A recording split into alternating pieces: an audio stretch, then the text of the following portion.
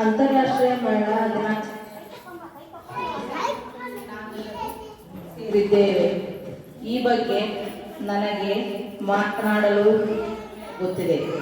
ಮಹಿಳೆ ಎಂದರೆ ಕೇವಲ ಒಂದು ಶಕ್ತಿಯಲ್ಲ, ಅವಳು ಈ ಸಮಾಜದ ಆಧಾರ ಸ್ತಂಭ ಮತ್ತು ಮನೆಯನ್ನು ಬೆಳಗುವ ದೀಪವಾಗಿ, ಮಕ್ಕಳನ್ನು ತಿದ್ದುವ ತಾಯಿಗಾಗಿ, ಸಮಾಜದ ವಿವಿಧ ಕ್ಷೇತ್ರಗಳಲ್ಲಿ ಸಾಧಿಸುವ ನಾಯಕಿಯಾಗಿ ಮಹಿಳೆಯ ಅಪಾರವಾದದ್ದು. ನಾವು ಈ ದಿನ ಏಕೆ ಆಚರಿಸುತ್ತೇವೆ? ಮಹಿಳೆಯರು ಸಮಾಜಕ್ಕೆ ನೀಡಿದ ಕೊಡುಗೆಗಳನ್ನು ಸ್ಮರಿಸಲು ಮತ್ತು ಅವರಿಗೆ ಸಮಾನ ಅವಕಾಶಗಳು ಸಿಗಬೇಕು ಎಂಬ ಜಾಗೃತಿ ಮೂಡಿಸಲು ಈ ದಿನವನ್ನು ಆಚರಿಸಲಾಗುತ್ತಿದೆ.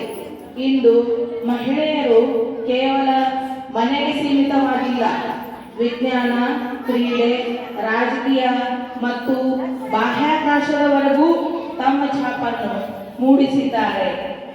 ಮಹಿಳೆಯರಿಗೆ ಗೌರವ ನೀಡುವುದು ಎಂದರೆ ಕೇವಲ ಒಂದು ದಿನದ ಪ್ರತಿದಿನವೂ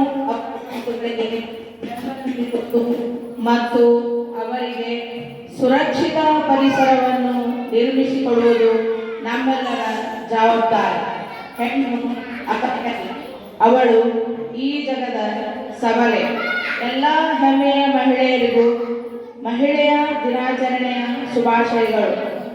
ನನಗೆ ಈ ದಿವಸ ಇಷ್ಟು ಅವಕಾಶ ಮಾಡಿಕೊಟ್ಟಿದ್ದಂಥ ತಮ್ಮೆಲ್ಲರಿಗೂ ಧನ್ಯವಾದಗಳನ್ನು ತಿಳಿಸುತ್ತಾ ನನ್ನೆರಡು ಮಾತುಗಳನ್ನು ಮುಗಿಸುತ್ತೇನೆ.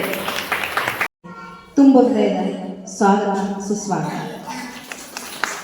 ಇಂದು ನಾವು ಈ ವರ್ಷದ ಮಹಿಳಾ ದಿನಾಚರಣೆಯನ್ನು ಆಚರಿಸುತ್ತಿರುವುದು ತುಂಬ ಸಂತೋಷದ ಸಂಗತಿ.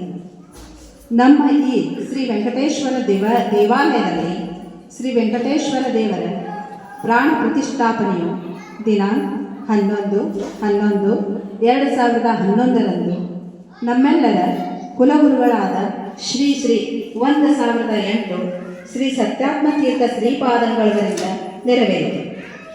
ನಂತರ ನಮ್ಮ ಬಡಾವಣೆಯ ಸಮಾನ ಮನಸ್ಕ ಮಹಿಳೆಯರು ಕೂಡಿಕೊಂಡು ಈ ಶ್ರೀ ಕಾರ್ಯಕ್ರಮಗಳನ್ನು ಮಾಡುತ್ತಾ ಬಂದಿದ್ದೇವೆ.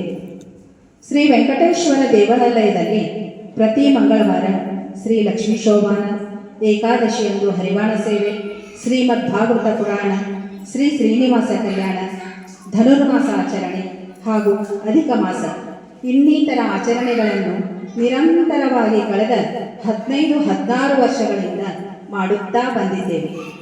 ಈ ಎಲ್ಲ ಕಾರ್ಯಕ್ರಮಗಳು ಯಶಸ್ವಿಯಾಗಲು ಮುಖ್ಯ ಕಾರಣ ದೇವಸ್ಥಾನದ ಪೋಷಕರಾದ ಶ್ರೀಮತಿ ಅನಿತಾ ಕುಲಕರ್ಣಿ ಹಾಗೂ ನಮ್ಮ ಭಜನಾ ಮಂಡಳಿಯ ಸದಸ್ಯರು ಎಂದರೆ ತಪ್ಪಾಗುವುದಿಲ್ಲ.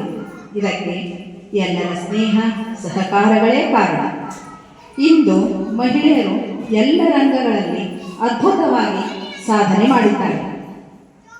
ಮಾಡುತ್ತಿದ್ದಾರೆ. ಹಲವಾರು ದೇಶಗಳನ್ನು ಮುನ್ನಡೆಸುತ್ತಿದ್ದಾರೆ. ಆರ್ಮಿ, ನೇವಿ, ಏರ್ಫೋರ್ಸ್ಗಳಲ್ಲಿಯೂ ಕೂಡ ಮಹಿಳೆಯರ ಸಾಧನೆ ಬಹಳವಿದೆ. ಇತ್ತೀಚಿನ ಆಪರೇಷನ್ ಸಿಂಧೂರ ಯುದ್ಧದ ಸಮಯದಲ್ಲಿ ಸೋಫಿಯಾ ಕುರೇಶಿ, ಯೋಮಿಕಾ ಸಿಂಘ ಎಂಬ 2 ಮಹಿಳೆಯರು ಅದ್ಭುತ ಸಾಧನೆ ಮಾಡಿದ್ದಾರೆ. IT ಕ್ಷೇತ್ರದಲ್ಲಿ ನಮ್ಮವರೇ ಆದ ಸುಧಾಮೂರ್ತಿ ಪ್ರಮುಖರು. ನಾವೆಲ್ಲ ಮಹಿಳೆಯರು ದೇಶದ ಅಭಿವೃದ್ಧಿಗೆ ಹೆಗಲಿಗೆ ಹೆಗಲ ಕೊಟ್ಟು ದುಡಿದರೆ ಮಾತ್ರ ಮಹಿಳಾ ದಿನಾಚರಣೆ ಮಾಡಿದ್ದು ಸಾರ್ಥಕವಾಗುತ್ತದೆ.